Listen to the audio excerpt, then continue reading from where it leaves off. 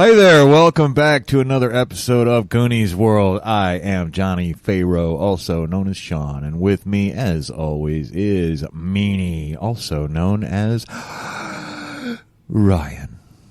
Hello. And, of course, I also have, sitting here in front of me, Goonie, also known as Colin. That is me. And Ryan will be taking back over tonight, with Hammer of the Earth, our second installment. Indeed. And I won't give too much of a recap or anything, but I believe where we left it off, you were at the bottom of this massive tree with some sort of almost Wookiee-like looking civilization way up high in this tree, and you'd been attempting to sort of make contact, and have been sort of accosted by a naked man with a bow and arrow screaming at you. And he has, in fact, just screamed at you. I know. He said, "Tucha!" Yes, he did. I will. Yeah, and I think I already thrown my hands up. I think everything's cool, man. Everything's copacetic. Okay? Everything's great, okay? I'm going to hold my hand up and look as non-threatening as I can. Because we're here, because we need fuel for our magical... It's not magical, but we need fuel for our post-apocalyptic train. Big-ass train. Our big-ass city-sized train. It might as well be magic for all you know. I mean, no one knows how it works or anything. So. And especially to these maybe primitive people, it's like the Arthur C. Clarke saying about magic and technology. That's right. I won't try to say it because I'll mess it up. But so any sufficiently advanced technology would be indistinguishable from magic. I think it comes out of the novel Childhood's End. If that's not true, then a listener, please. Then you're fired. If I get word that you fucked that up. I got the wrong Arthur C. Clarke novel. But, yeah, we're trying to get fuel from these guys, because obviously people in tree cities have plenty of tree fuel. But clearly. But they might know where some is. But, yeah, I'm going to make my body language as non-threatening as possible. I've already put my hands up, and they already shot a freaking arrow at us. So maybe we need to take off our clothes so we're, because they're naked, right? Or pretty much naked from what I can see. I'll take off I'm totally comfortable naked, okay? Okay, okay? I'll take it all off, okay? I thought you were going to keep yours on. When I said that, I thought you would be opposed to it, and I was going to take off my clothes, But if you're taking off your clothes, nah. So you're not ready to be naked in front of another dude, this close proximity? Is that what you're saying? Okay, I think I understand that. Okay. It's just that you're interesting that you would have that insecurity, but okay. It's just that you're so comfortable with it. It makes me uncomfortable. I'm picturing this dude sitting there watching us talk, like, Yeah, well, as you talk, if you glance up occasionally to look at him, his eyes are kind of darting back and forth between you, and you're not making any threatening movements, but it's clear that he doesn't understand a word you're saying. Well, let's do some pantomiming. Well, maybe he knows of the train, right? So why don't you stand in front of me? I'll stand right behind you and put my hands on your shoulders, okay?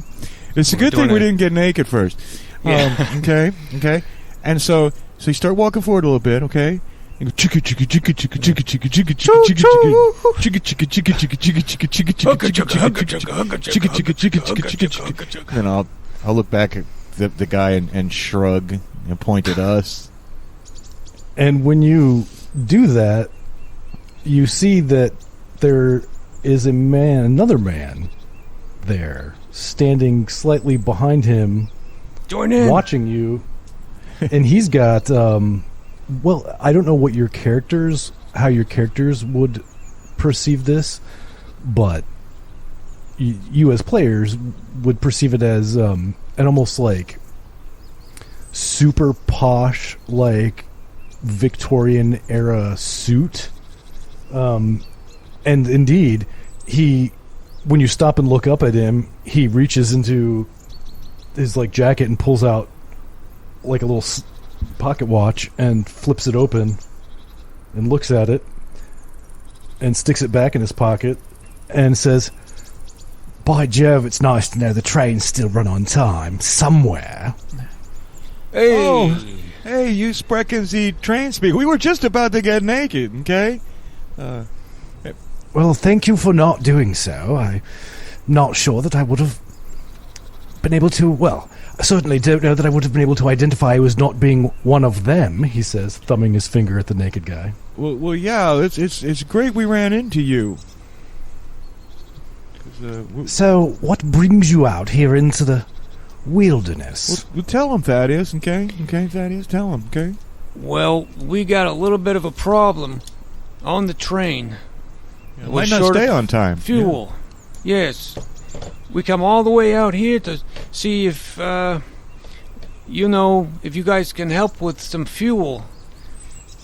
If you know where some is, or you've got some, or something like that.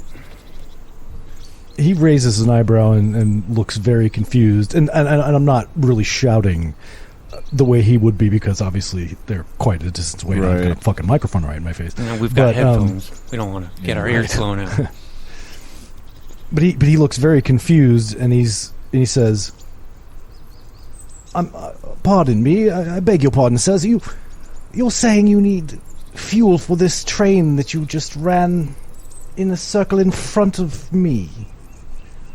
Oh, no. No, not that. That was a different kind of train. Yeah, we were trying to pantomime. No, there's a big train. You haven't heard it anywhere? Or?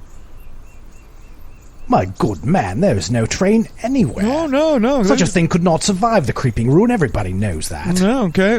Listen, okay. The tracks are. There's something about those tracks, and the ruin can't encroach upon the train tracks. I'll take you and show you, okay? If you don't believe us. You saying them is fighting words. You saying there's no train. I was born and raised on this train.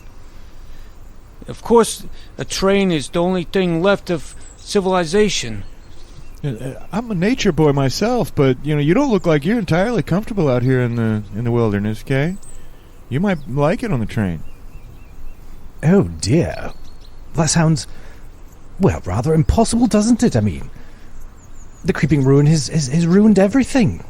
I've certainly never heard of such a train being immune from the ruin. That seems preposterous, if you ask me. The ruin, these plants, they don't like the train or the tracks or something. Yeah, there's they something stay about the away. tracks. Yeah, they stay away from the tracks themselves, but we stay in constant movement, okay? And we've got only a few days of fuel left, so we're outriders, and they've sent us out to look for some fuel. So, but it sounds like you've got no clue where any fuel might be, but let's just take it as read. Just assume for a minute that we're not insane, okay? And we're telling the truth.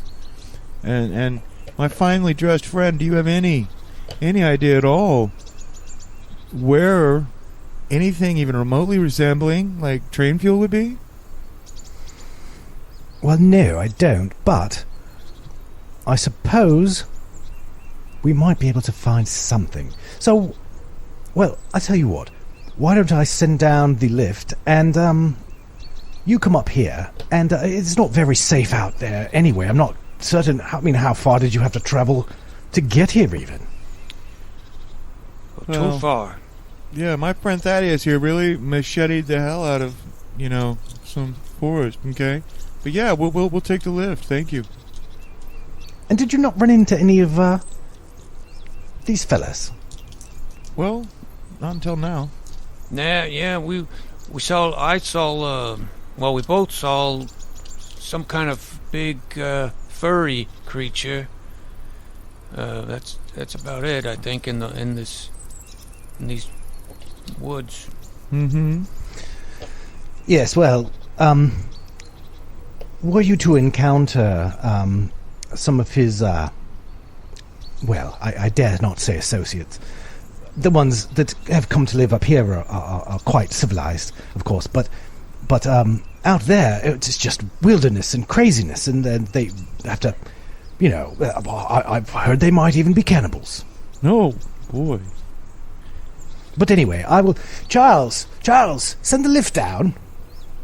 Okay. And you see, you hadn't really noticed this before, but this arm swings around, and it's all just, largely primitive-looking wood construction, but it swings around, and it's got this sort of, room on it, basically, that it's not a room, but in the sense that it has walls, it does have like a railing around it. And it begins lowering down on this large vine. And yes, go on and come up, and I'll meet you when you get up here. Okay, after you, Thaddeus. Okay. Yeah, okay. And it takes a few minutes to get down. It's coming down pretty slowly, but it does eventually make a light thud on the ground next to you. Hey, when we get up there, Thaddeus, okay, you talk to this guy. Use your charming personality. Find out, why this dapper gentleman's out here living with the savages, okay? I will. I'll find out everything. Okay. So eventually, you guys get on this, lift, and it slowly ascends into the tree, and then sort of swings around into this sort of little docking area where this man is standing there, and there are a couple other rather dapperly dressed, complete with vest and blazer, and he's got like the one that you had been talking to has a top hat, and the one of the other ones, and these are all fairly. He's got like one of those big mustaches, and one of them has like kind of a foppish looking hat and a monocle. And anyway, the sort of arm swings around into this little sort of docking area where these three of them, I should mention, three guys are waiting for you, and the lift comes to a stop, and you guys step out, and the man sort of nods slightly and says, "Well, I do say, it's not every day, well, in fact, it's not any day that we get strangers who aren't like Togo over there. I mean, of course, they come occasionally and trying to, they can't find food or scavenge for their needs or whatever, and they occasionally show up here, but... Yes, of course, that's why we're so high in the tree, aren't we?" Yeah, a little too high for me. I've never been this high before. Well, I guess we're kind of like, scavengers too, in a way, right? Okay? Because we definitely need that fuel. Can't go back empty-handed. I got a lot of responsibility resting on I've got like 3 responsibility for this. So I got to really make sure we make this happen. Oh dear, yes, that is quite a lot of responsibility, isn't it? Well, I suppose you should follow me, he says, and the 3 men turn around and begin walking. Okay. And there's a little door, and again, this is all, largely unfinished wood. I mean, there's still, bark and stuff on it. But he opens the door, and I don't know how much of a surprise this would be to you, but opening the door sort of reveals what appears to be just a bustling Victorian-era street with all, wooden buildings and just people walking every which way. Whoa. It's very strange. It's inside of a tree, or? No, it's built around the tree, so it's like a big circle, or at least this part of it is. It may also be built into the tree for all you know. Okay. But this is like a giant platform extending, some 100 feet from the edge of the tree all the way around. Yeah, and these were like gigantic trees, right? These are like the like the redwood type trees. I think you said, yeah. Yeah, yeah. Well, this is a really, really swanky operation you guys have got up here, okay? Well, of course, when the ruin came, we didn't want to give up our way of lives, so we adapted, overcame, improvised. Yeah. I'm kind of impressed. I thought, I didn't think anywhere else was as civilized as the train that I'm from. But yeah, you really found a way to work with nature up here. You really integrated. It's so great. Yes, of course, we had to figure out precisely how to keep the ruin from overtaking this city, as you might call it. Yes, but it took quite a bit of trial and error over the course of some years before we were able to figure it out. But once we did, we made progress rather quickly. Yeah, I'm impressed. I'm glad to see there's still people out here. And I don't think we knew, did we? Okay, we thought it was all like just savages. I know it's not like a PC term, okay, but I thought we're very, very impressed. You got a really nice place here. So, you said. Well, and go ahead, sir. well, I was simply going to express my equivalent surprise that there's a train apparently running somewhere at all. Oh yeah, it's running all right, and we've been on it our whole lives, like Thaddeus said, and but it's only going to be running for another three more days or so. We've really got to find some fuel, and we've got a navigator, and he uses occult divining techniques, and he's identified a couple different potential sources of fuel, and your tree city was one of them, so that's why we're here. Okay. Yes, of course. Very interesting. Would you happen to know what kind of fuel your train requires? Well, Thaddeus is the real expert on that, so he's a material boy. So we'll let him address this one. Well, I don't know. I thought it was corn nuts, but if I think about it, maybe it'll come back to me. Now, would I know with my background? Or my whatever. I don't have that handy at the moment. What is your background? Well, just the materia or whatever. Materia.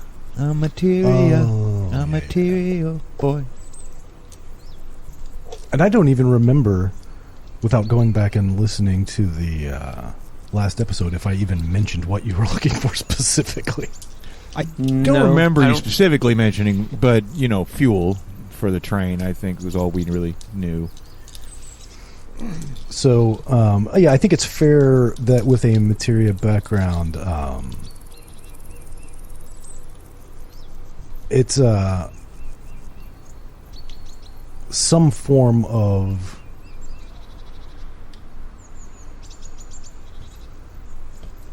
like biodiesel-ish fuel. Okay. Soy. Yeah, I'm coming back to me now. Biodiesel fuel. Oh, I see. Well, certainly I wouldn't know where any of that would be. But fortunately, he says, and I've been imagining that, that you've been walking through the streets of the city and getting sort of... I'm imagining, now you can correct me if this is wrong, but I'm imagining you guys are kind of wearing just like olive drab jumpsuits, and different colors to represent the different carriages, possibly. Yeah, that's and a good touch. Everybody that you're passing, in the streets are all pretty posh. I mean, this looks like it could be like Piccadilly Circus, in 1877 or something. And so, occasionally women will shield their children's eyes or, whatever. Yeah, I was going to suggest, meeting up with some women, but all these women, stuck up. They wouldn't give us the time of the day. Well, speak for yourself, but I am glad we didn't take our clothes off. Yeah. Yeah, well, yes, I certainly would have had you put them back on before you I think the allowed whole to come town would faint.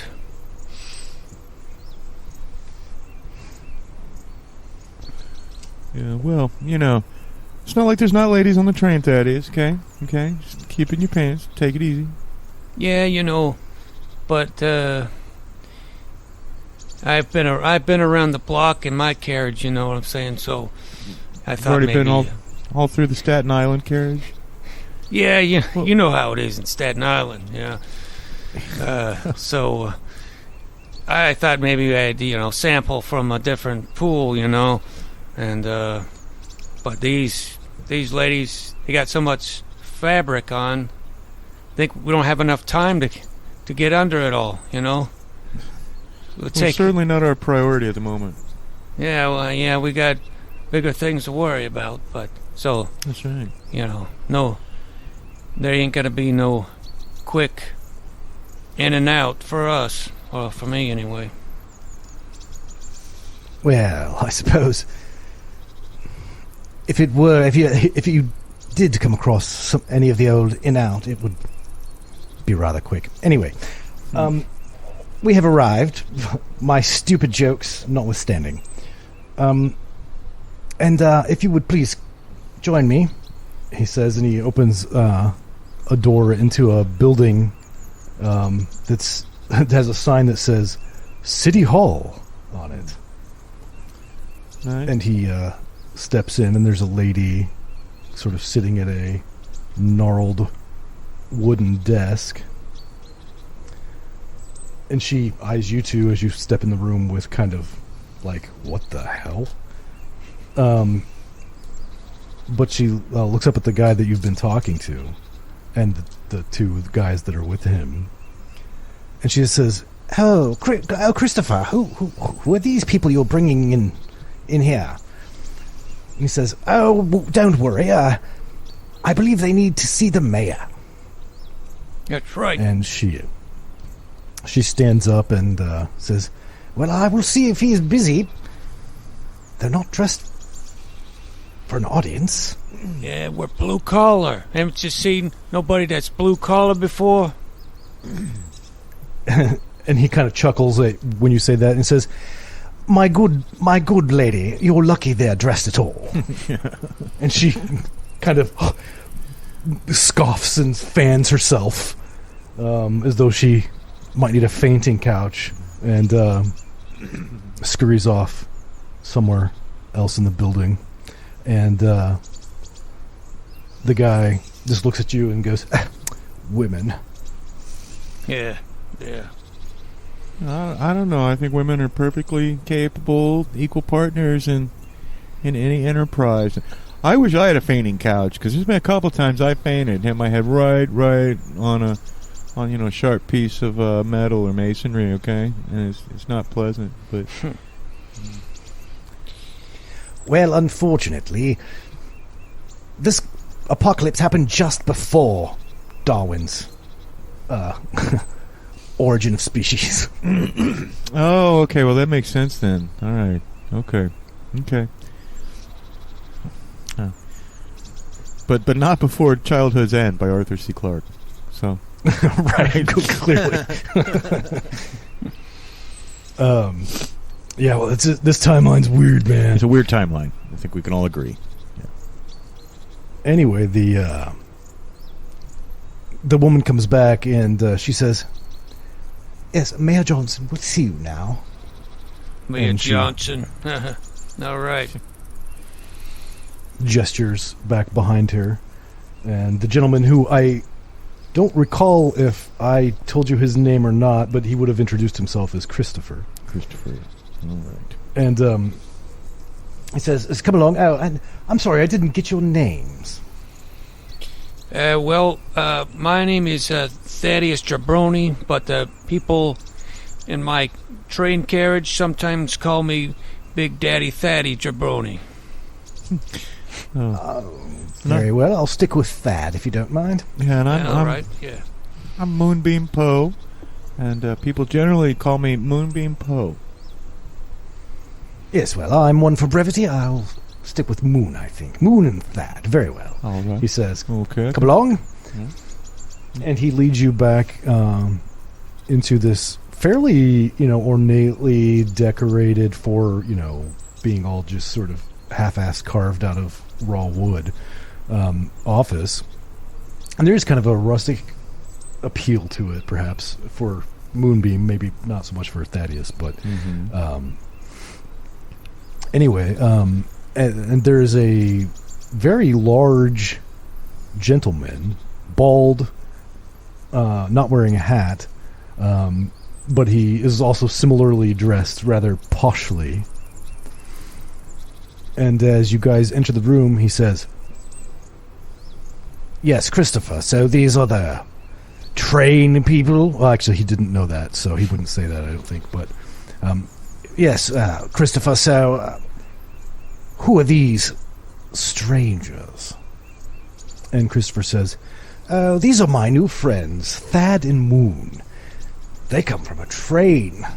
Some distance away, apparently. There is some sort of train still running that has not been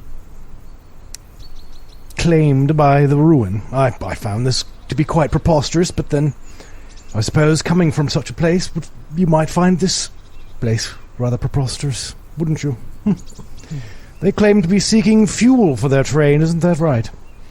Mm-hmm. Yes, that's correct. That's correct, sir. Okay. And they seem to think it's some sort of biodiesel, which also wouldn't have existed. But who cares? I'm pretty sure that the Victorians used ethanol. Yeah. I don't. I'm joking. Well, they drank it. They did. And the mayor sort of squints his eyes a little bit. He says, "Well, I have to imagine that such a massive train... Now, you claim that there are some tens of thousands of people in each train car?" Oh yeah. It's really quite a feat of engineering. Okay. I don't know much about it myself. I'm more of a nature kind of guy, but no, there's something about the tracks. So no one really knows why, but the ruin. Okay. It has never claimed the tracks. Okay. So the train just keeps going and going and going and going and going and going and going. But it's only going to go for another 3 days or so if we can't find that biodiesel. Okay.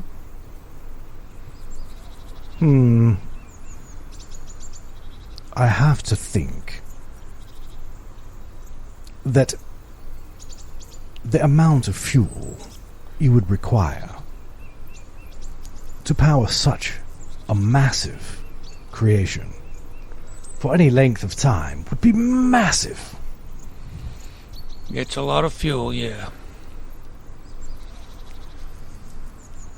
And how are you going to carry it back? Well, we're just supposed to find it. Oh, I'm not. I don't know about that. I mean, we got to find it. Then we could get some help, maybe. Yeah. Step number 1, locate. Okay, and then okay, we're going to we'll take step number 2 once we know that there's something to carry. We'll probably have to go back and report, to our navigator. Okay, and let him know that we found some. But you raise a great point, Mayor. I see. So your task is not necessarily to retrieve the item, but merely to find it. Yeah, step number 1. As far as I know, that's pretty much our task. Yeah. Yeah, gotta locate it, and we don't have much time. I see. Well, on the one hand, I would say you have accomplished your goal, because I believe we have a vast quantity of ethanol available, which we could potentially be persuaded to offer you. Offer. Well, yeah, in fact, I'm sure that the navigator would be open to mutually beneficial trades. Okay, Mayor. Okay. So we'll. You say you got a great amount of ethanol. That's wonderful news. Like, could do some trading. Exchange some goods. What kind of stuff you need? We got a lot of stuff on the train. Got women, corn nuts. We're not trading women. No, I'm just mean exchange. Like if some of the women, you got to think about populations and all that, and breeding. There's something like a gene pool, Oh, so you're saying we make sure not to piss in our own pool, in other words, right? Yeah, you start getting everyone's, especially, on our carriage, when everyone's getting freaky with each other and popping out kids. After a while, them kids start looking a little funny. So, we gotta spread it out a little bit more. But Mr. Mayor, okay, any mechanical goods or something like that you may require, machine fitted parts, anything like that at all, I imagine we can help you with. I mean, you're doing great here by yourself. Don't get me wrong, I'm so impressed, but we certainly don't want your charity. In other words, we'd like to maybe we could do future trades in the future. Oh, perhaps. But unfortunately, you didn't let me finish. So sorry. Go ahead, Mayor. Mr. Mayor. Oh, well, go ahead, Mr. Fancy Pants. So, as I said, on the one hand, it would seem that you have achieved your goal. On the other hand, it would seem that you must be imprisoned for heresy. Guards! What? No! You Mayor. Dirty brat! Oh, there's a terrible misunderstanding. Christopher, kind of tries half-heartedly to, intervene and say, but Mr. Mayor, I have no reason to believe that they're lying. They speak perfectly good English. Their accent's a bit strange, but the mayor just isn't having any of it. And two of these naked guys with bows sort of come into the room and grab onto you. Hey, Tucha! And he looks at you and he goes, Tucha? Yeah, Tucha. And they, unless you attempt to resist or run off or do anything else, they are going to lead you to a wooden jail cell. And as you are being escorted out of the room with the mayor, you hear him saying, "Yes, see if we can send an investigation team out in whatever direction they came from, and see if we can find this so-called heretical train." Just follow the chopped vegetation. We went at it with machetes. Yes. Follow the chopped vegetation. Send a couple of the guards, would you? Okay, Thaddeus. So okay, I think maybe we just need to wait. Let them verify our story, okay? So don't fight anybody yet. Yeah, I mean, I thought about it, but we're up here in a tree. I don't know how much distance we can get away from these people. If we try to run or something, can't even get down without right. them operating that thing. And so I think we're just stuck here for now. Okay. So it's sounding like you're just going to submit for the time being. Now that it's going to take, a good chunk of a day for them to get there and a good chunk of another day for them to get back. And that is assuming that, they make it and don't get killed or something else. So you're looking at, if you just sit here, a good 48-ish hours, probably a little bit less than that, but in that ballpark of just sitting. Well, that doesn't leave us a lot of room. No. But if they do find it, then perhaps we can do all that. Then they will give us the ethanol and all that. You know, it's a tricky situation. It's going to be tight. It's going to be a risk. It's going to be a real risk. And then, you know, I guess it's possible, you know, I mean, we don't want any conflict with these people, but the other option is to escape, okay?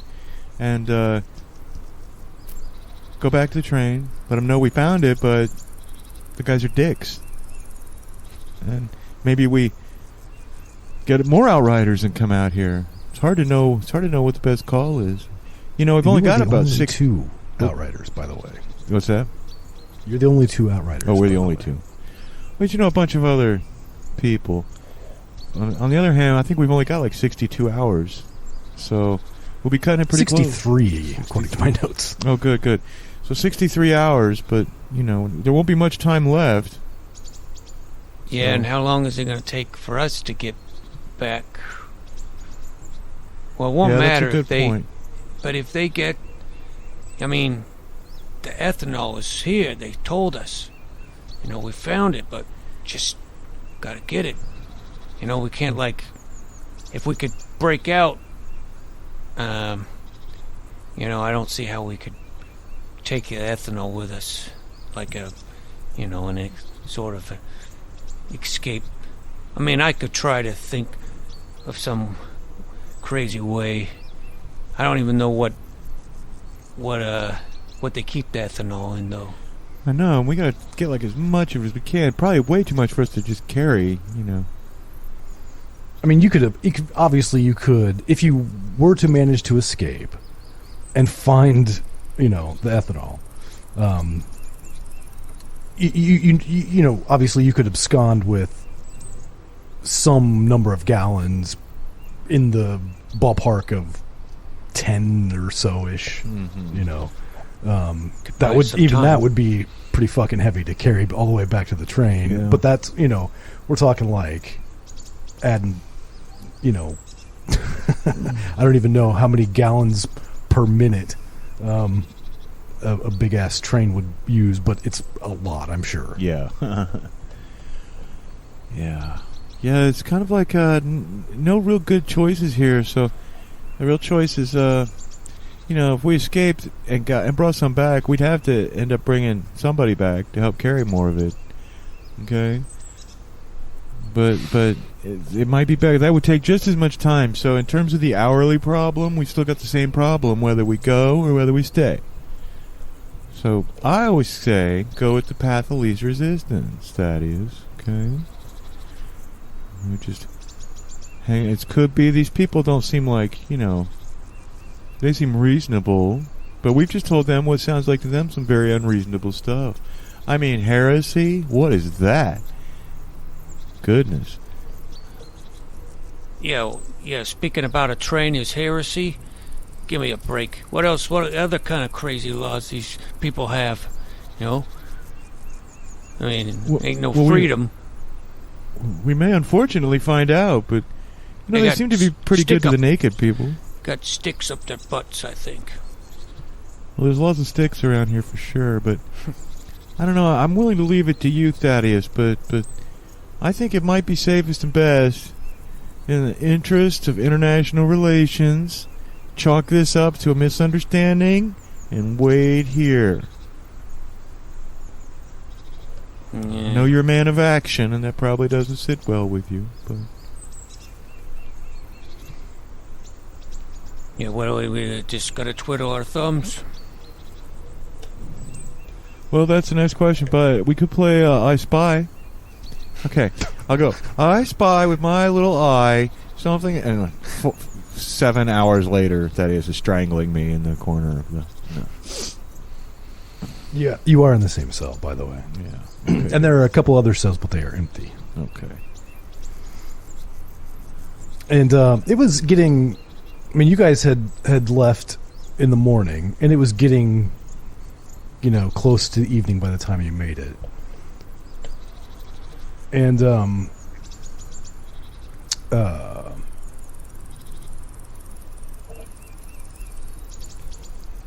so, sorry, I'm totally spaced, but it's around, I don't know, half an hour or so after you begin your game of I Spy. Yet another rather poshly dressed gentleman. This one quite a bit younger. Everybody you've run into, Christopher and the mayor and everybody are all, a bit older. But this guy looks like he's probably in his 20s. But he comes in with a couple nice pieces of china and sets them down in your cells. I was wondering when dinner time was. What's for dinner? A cream of asparagus soup, he says. Oh, awesome. I love it.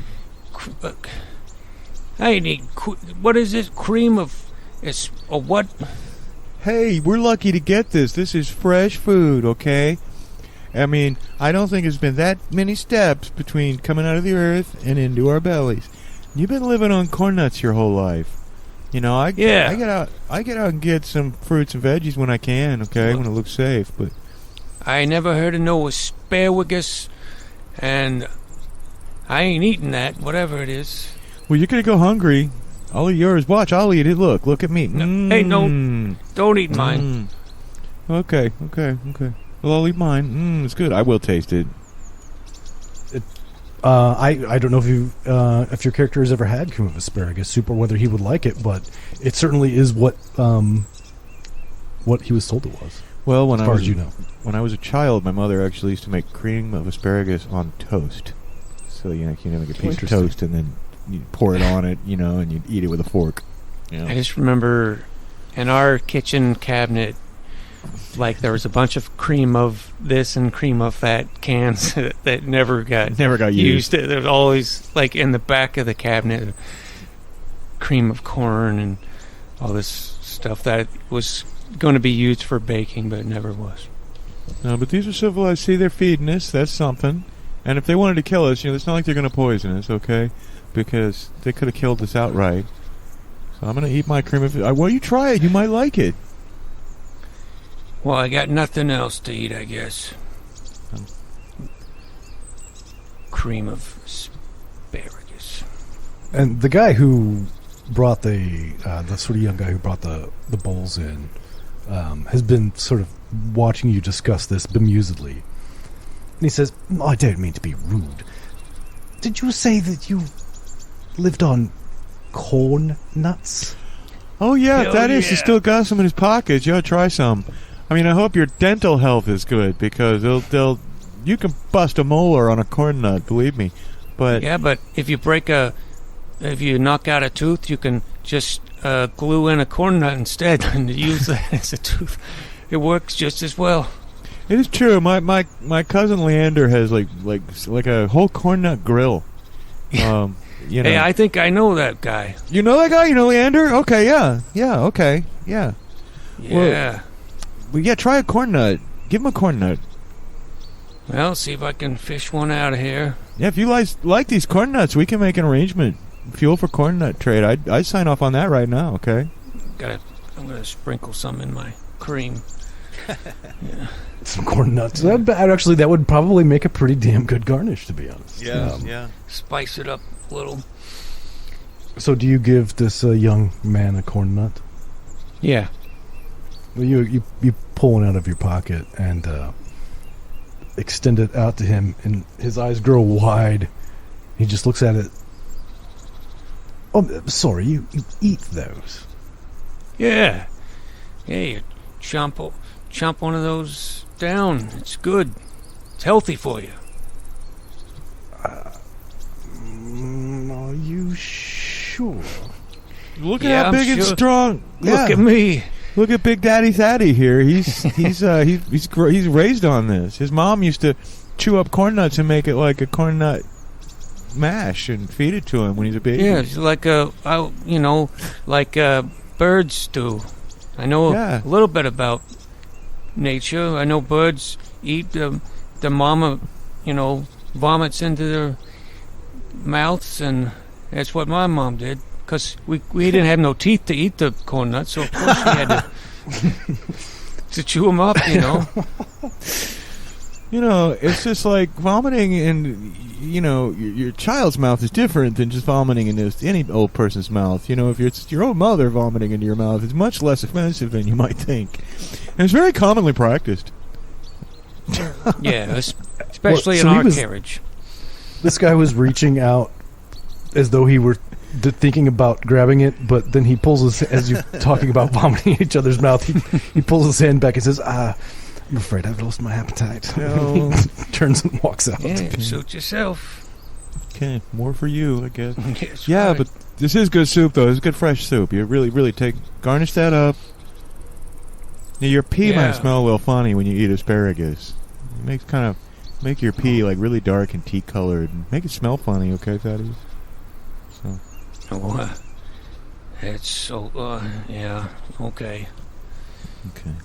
Well, yeah, I'll enjoy the cream of asparagus soup, and I hope it's good. Yeah, I'll slurp it down. I'm gonna hold my nose and slurp it down. You're gonna garnish it with corn nut crumbles. Yes. I'm not. Mine's gonna be all natural. Yeah. It's got all kinds of good fresh nutrients in it that we probably don't get. Okay. So eat up. So, you guys finish your asparagus soup, and the guy comes and, gets the bowls after you're done. Which are, as a, the player in you, that's just like way too nice of dishware for prison. It's a little weird. Well, these people do everything classy.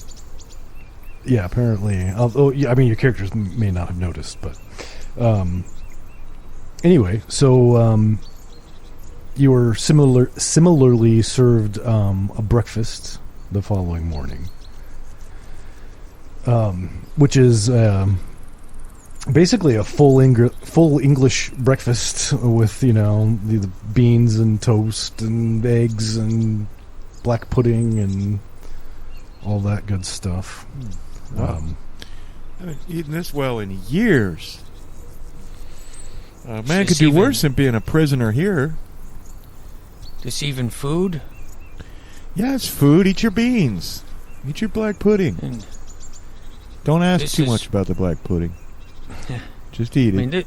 The black pudding resembles more like what I'm used to.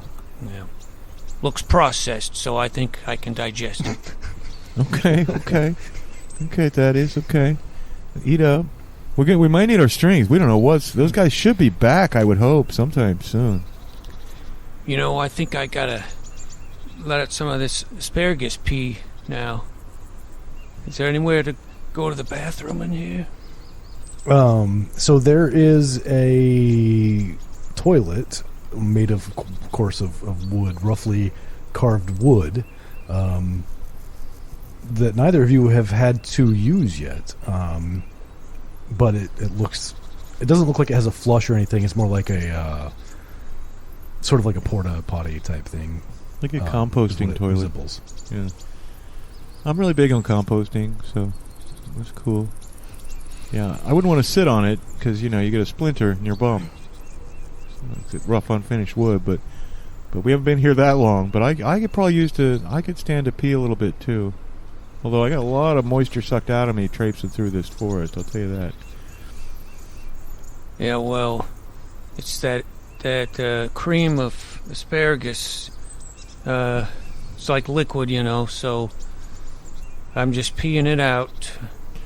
Okay, well, I'll avert my eyes, okay? Yeah. Well, I'll use the toilet. All right, well, yeah, so you guys go to the bathroom and presumably... What? Does it smell like asparagus? It smells like asparagus pea, anyway, yeah. Asparagus pea. But I don't know. I think I have smelled it, but I don't know what it's. I don't remember what It's really hard to describe, to be honest. Yeah, it really is a thing. Does it smell like ethanol? We can use No. asparagus pea for fuel.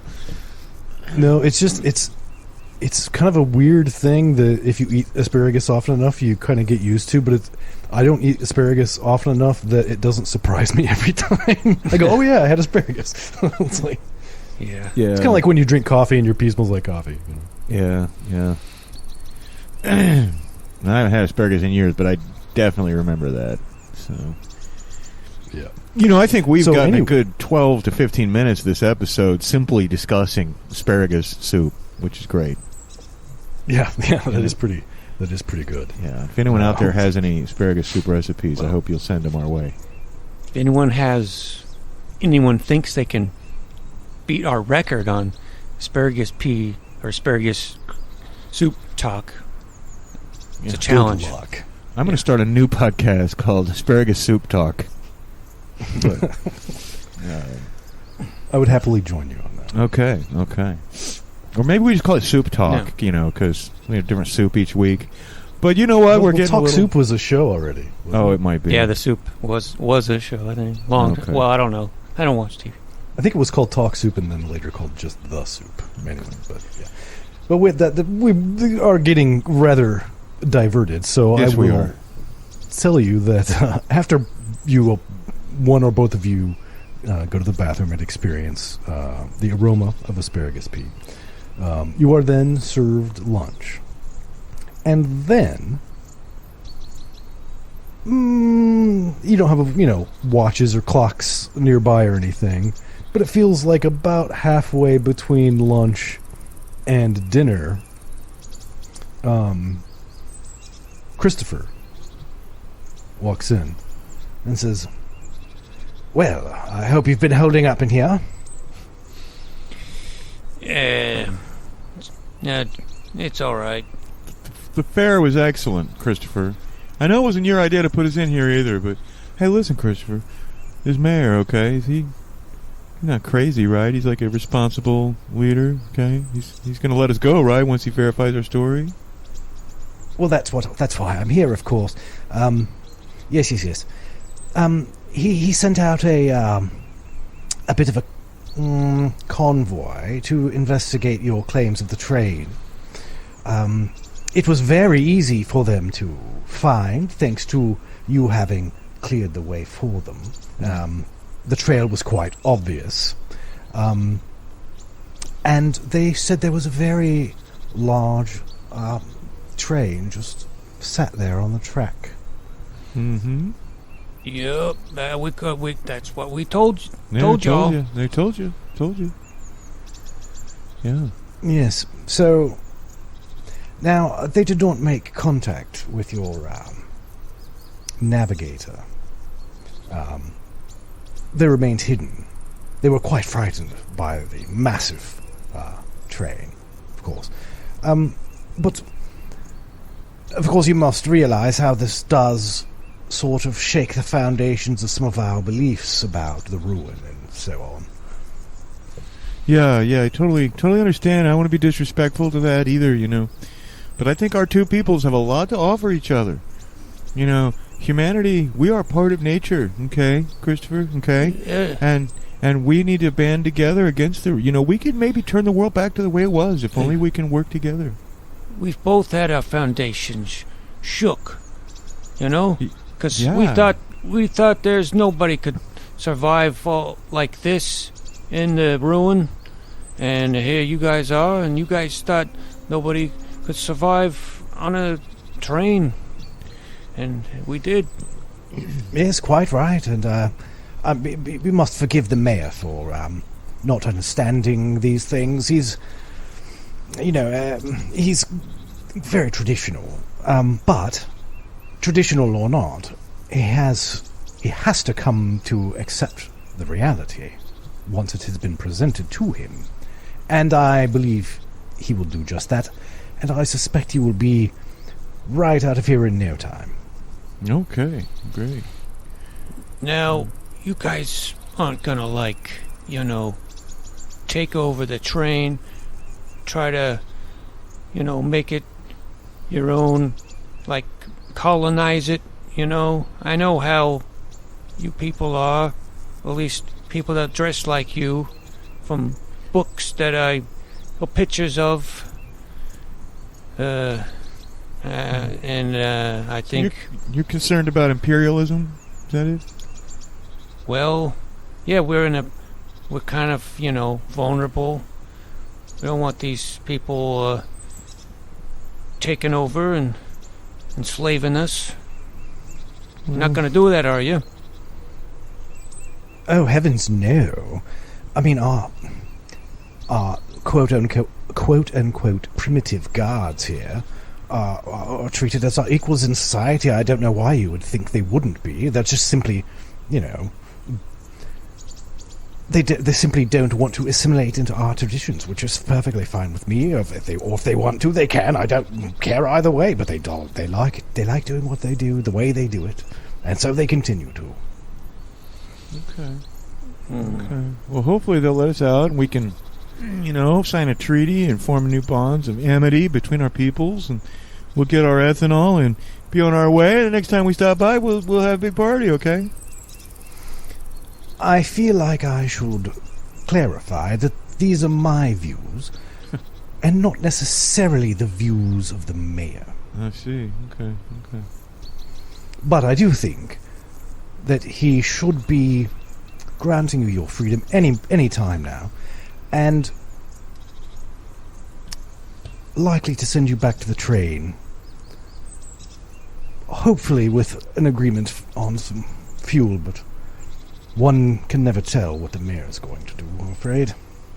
Yeah, okay. I'm going to trust in his civilized instincts, because, even a hidebound, traditional, imperialist politician knows a good deal when he sees one, and I'm sure that there's many, many luxuries that I bet, we've got a great library on the train. Told you we got all those books. And maybe Thaddeus was onto something with his whole gene pool business. Yeah, that library, the adult section is in Staten Island carriage. Yeah, it's in the back of the shop behind a curtain. And I went back there once, and I was very uncomfortable. If someone asked me to do something I wasn't comfortable with. And, I never did see his face, but his voice was very familiar, and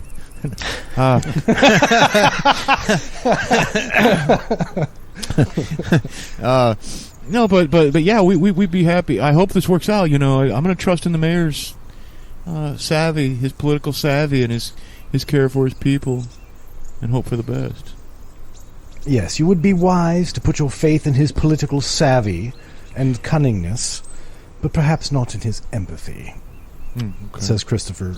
And I think that is where we're going to stop. Okay. With that little potentially ominous warning from the fairly reasonable nice guy. Okay. All right. Yeah, I was just going to suggest, if he doesn't, let us out or whatever, doesn't want to, if he doesn't want to play ball, then Big Daddy Thaddy is going to have to get rough. Well, we shall see what the mayor is going to do in the next episode, because honestly, I don't even know right now. I'm just making all this shit up as I go. So. Yes. All right. Well, sometimes we do that. Sometimes we do that. Every game master has. Yep. Not every game master acknowledges it. A lot of us do it. All right, cool. Well, good game, and I guess we will see everybody next week. Hey everybody, if you like our podcast, don't forget to leave us a good rating and or review on Apple Podcasts, Podchaser, Spotify, or wherever you're able. Subscribe to us on YouTube. Follow us on Twitter at Goonies_world, and check out our website at GooniesWorldPodcast.com. Email us at GooniesWorldPodcast@gmail.com. Thank you for listening.